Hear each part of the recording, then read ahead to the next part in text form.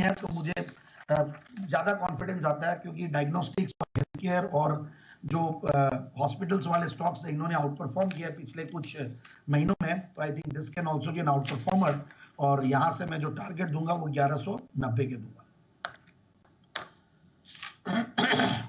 विम्टा labs ये है वो स्टॉक जहां पर निवेश करने के है। जैसा इसका टारगेट मैं सुनने से नहीं आ गया स्क्रीन पे आ गया, ये सही है 1190 बराबर है।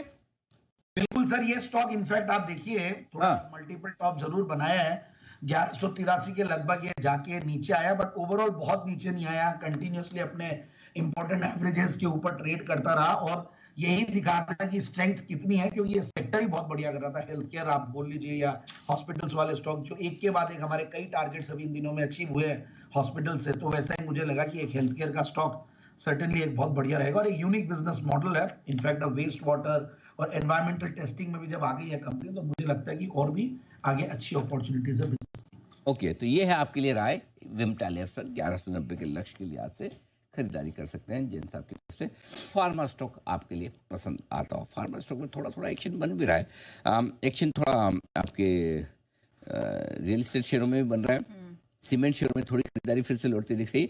आइए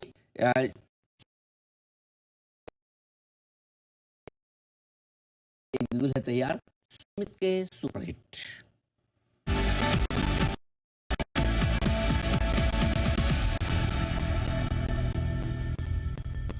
सुमित जी बताएं सर। एक बैंकिंग स्टॉक अभी सेल साइड पे आया है, स्टॉक का अभी भाव चल रहा है फ्यूचर्स में 1190, 1190, 1191। स्टॉक का नाम है एक्सिस बैंक। एक्सिस बैंक के अंदर थोड़ा प्रॉफिट बुकिंग देखने को मिल सकता है। स्टॉक के अंदर यहाँ से सेलिंग प्रेशर बन सकता है, बिकवाली करके चलने का सलाह रहेगा। 1205, 1210 ये स्टॉक का ऊपर में रेजिस्टेंस है। 1205 के स्टॉप लॉस से एक्सिस बैंक में बिकवाली करे। नीचे में जो टारगेट देखने को मिल सकता है, पहला टारगेट 1170 रुपए का, दूसरा टारगेट 1150 रुपए का।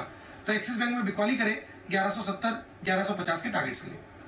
ओके, चलिए तो सेल करने की रिकमेंडेशन आ रही है एक्सिस बैंक पे सुमित जी की तरफ से। लेकिन आइए जय ठक्कर भी हमारे साथ शो में शामिल हो गए हैं।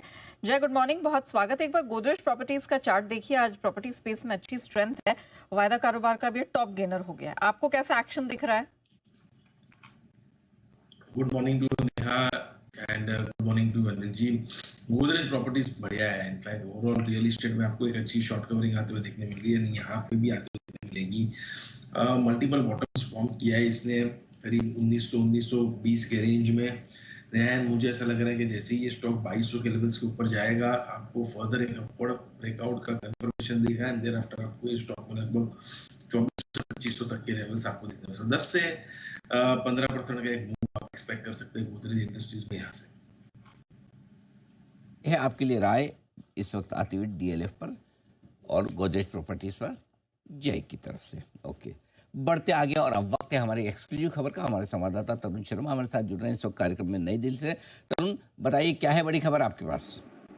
बिल्कुल सर, मैं बताना चाहूंगा जिस तरीके से लाइफ इंश्योरेंस के अंदर एक LIC एक कंपनी है, और उसी तरीके से सरकार जो है वो जनरल इंश्योरेंस के अंदर भी 4 कंपनियों के मर्जर पे विचार कर रही है, और एक LIC की तर्ज पे जनरल इंश्योरेंस कंपनी बनाने पे विचार जारी है। मैं बताना चाहूंगा जैसे new India insurance, new India insurance, United India और ओरेंटल, चारों का मर्जर करके एक जनरल इंश्योरेंस कंपनी बनाने पर सरकार विचार कर रही है। इसका रीजन भी मैं अपने दर्शकों को बताना चाहूंगा। सरकार ये चाहती है कि यदि एक जनरल इंश्योरेंस कंपनी बनती है तो वो प्राइवेट कंपनीज के साथ एक अच्छा कंपटीशन दे पाएगी, और जो अभी पेनिट्रेशन जनरल इंश्योरेंस कंपनीज का काफी कम है, वो पेनिट्रेशन भी हो पाएगा। इस वजह से एक जनरल इंश्योरेंस कंपनी बनाने पे विचार चल रहा है। इसका दूसरा बड़ा रीजन ये है कि जो ये चारों कंपनियां हैं, ये एक ही तरीके का कारोबार करती है और आपस में ही कंपटीशन यहाँ पे देखने को मिलता है।